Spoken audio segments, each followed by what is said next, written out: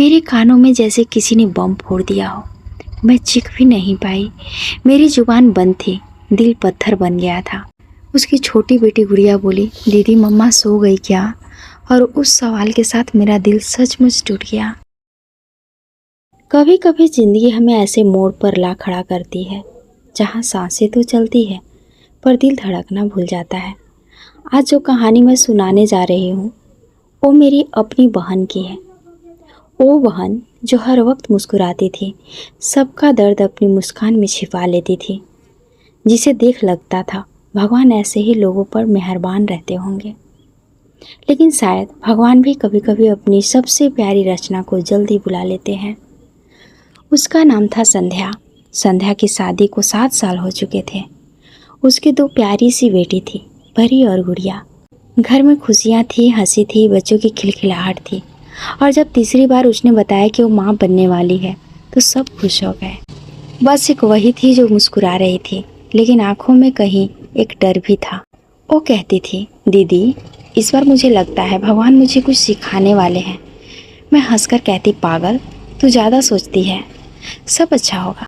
लेकिन शायद उसे पहले से कुछ महसूस हो गया था। समय बीतता गया, 6ठा महीना आया, पेट बड़ा हो चुका था।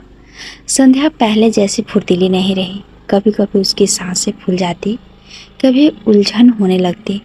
हम सोचते शायद गर्भावस्था की कमजोरी होगी, लेकिन धीरे धीरे उसके चेहरे की रौनक मिटती जा रही थी।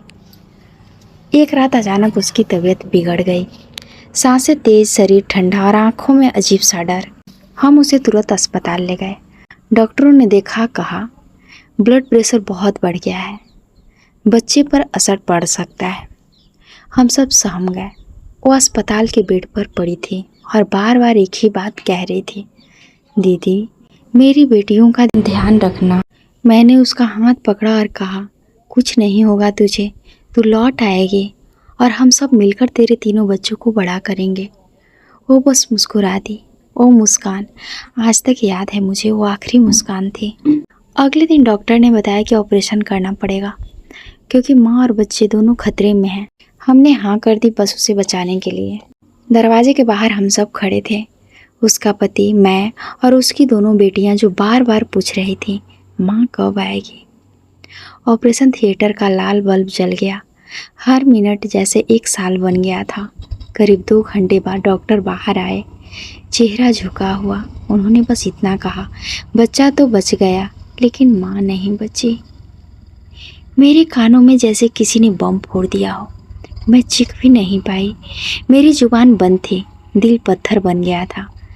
उसकी छोटी बेटी गुड़िया बोली, दीदी मम्मा सो गई क्या? और उस सवाल के साथ मेरा दिल सचमुच टूट गया। उसका तीसरा बच्चा एक बेटा था, जिसे देख पूरा परिवार रो पड़ा, क्योंकि वो वही थी जो बेटा चाहती थी। लेकिन बेटा आया और माँ चली गई। कितनी अजीब बात है ना, जिस चीज़ के लिए हम दुआ करते हैं वही कभी कभी सबसे बड़ा दर्द बन जाता है। वो बेटा अब बड़ा हो रहा है, लेकिन हर बार जब वो अपनी बहनों से पूछता है मेरी मम्मी कैसी थी, तो सबकी आंखें भर जाती हैं। मैं अक्सर सोचती हूँ, क्या सच में किस्मत से लड़ सकते हैं हम, या सब पहले से लिखा होता है। उसकी बेटियाँ आज भी मुझे लिपट कर सोती हैं, कहती हैं, मासी आज सपना आया, मम्मी आई थी, वो कह रही थी मैं ठीक हूँ, और मैं मुस्कुरा देती हूँ क्योंकि मुझे पता है वो कहीं ना कहीं सचमुच हमारे पास है। हर राखी, हर जन्मदिन पर और हर त्यौहार पर उसकी कमी और गहरी हो जाती है। वो चली गई, लेकिन उसकी मुस्कान, उसकी बातों की गूंज आज भी मेरे कानों में है। जिंदगी का एक सच यही है, हम किसी को खो देते हैं लेकिन उनकी यादें हमेशा जिंदा रहती है। संध्या चली गई, लेकिन उसने हमें सिखा दिया, प्यार कभी ख़त्म नहीं होता, वो बस रूप बदल लेता है। अगर तुम्हारे पास भी कोई ऐसी बहन या माँ बेटी है, उसे गले लगा लो, क्योंकि ज़िंदगी का कोई भरोसा नहीं। कभी भी जो आज साथ है वो कल सिर्फ याद बन सकता है। कहानी कैसी लगी आप सभी को कमेंट करके ज़रूर बताना।